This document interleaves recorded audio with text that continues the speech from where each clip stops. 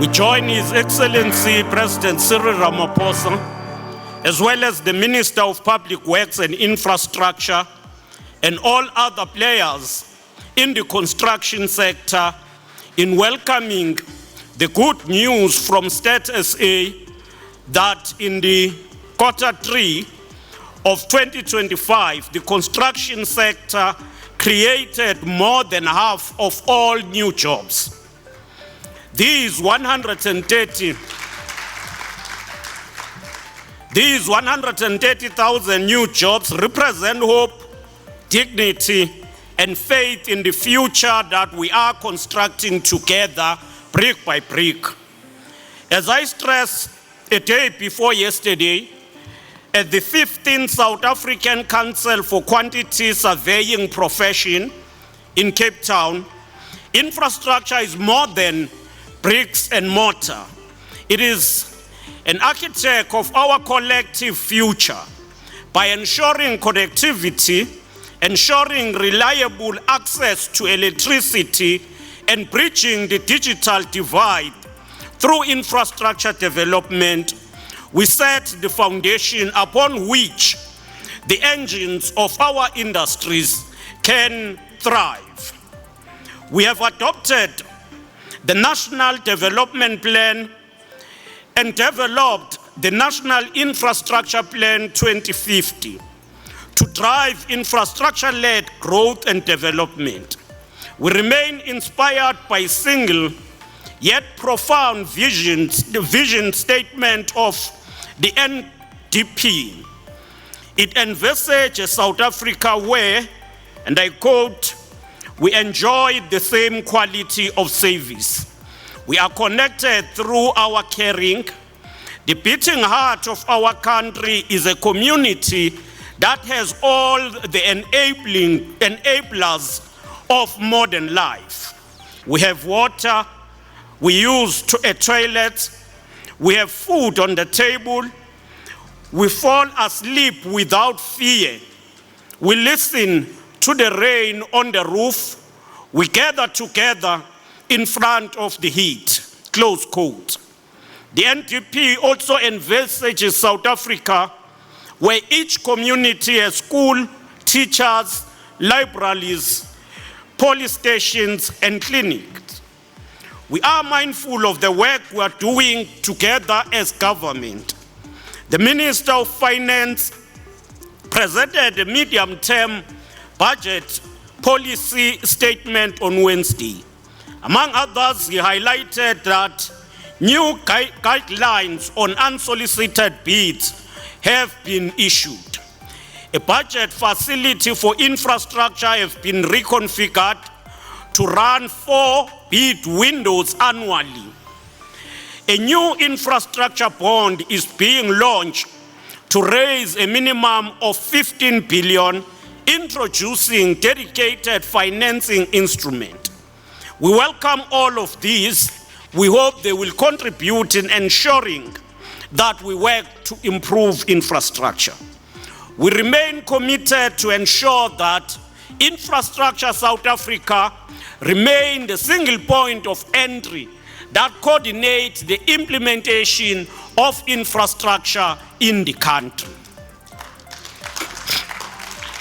We want to welcome Mr. Nzo, the chairperson of the board, his commitment to root out corruption in the sector.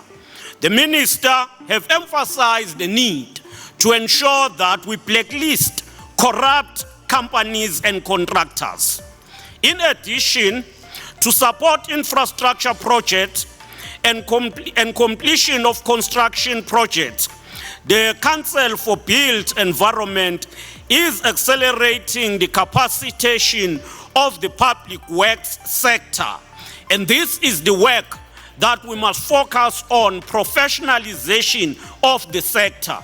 The CPE is working on that. The integrated social facilitation framework have been developed from a 2021 cabinet concept into a fully endorsed, legally vetted national policy instrument.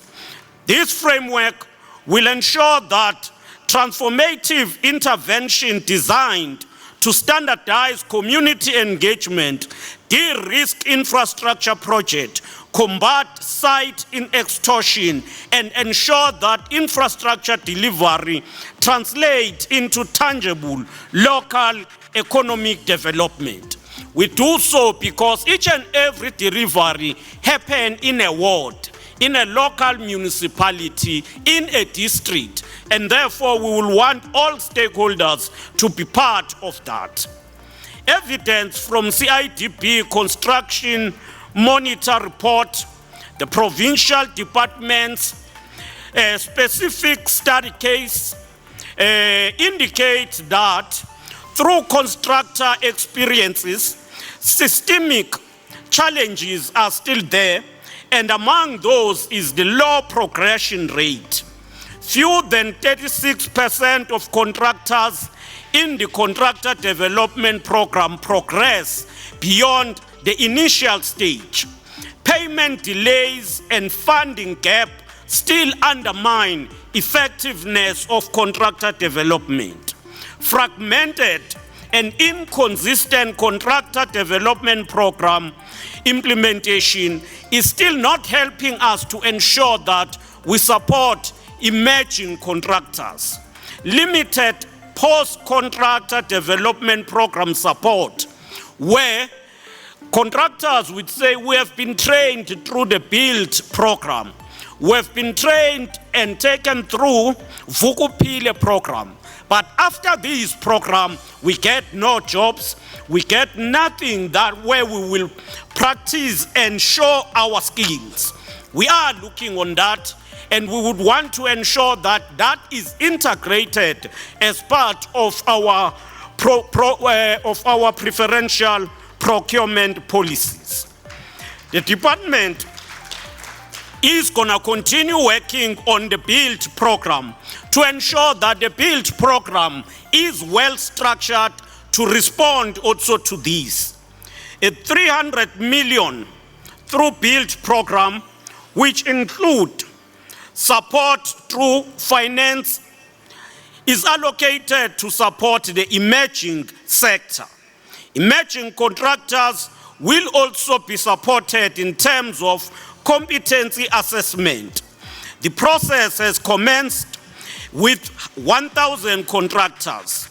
We have also, as the department, together with CIDP, been running roadshows to engage with small contractors on these programs and ensure that BUILD program is strengthened.